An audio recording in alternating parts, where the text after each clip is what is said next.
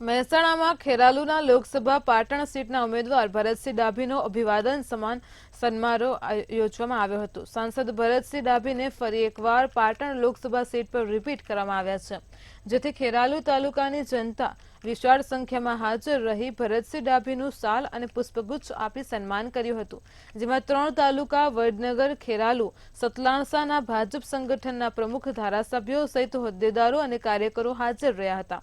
ત્યારે ભરતસિંહ ડાભીએ ખેરાલુ વિધાનસભાથી 1 લાખથી પણ વધુ મતોની લીડ મળશે એવો વિશ્વાસ વ્યક્ત કર્યો હતો।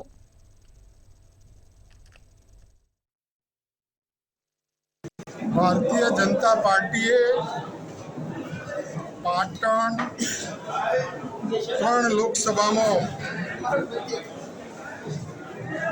बीजी वखते मारी उम्मीदवारी ने मोहर मारी है અને એ માટે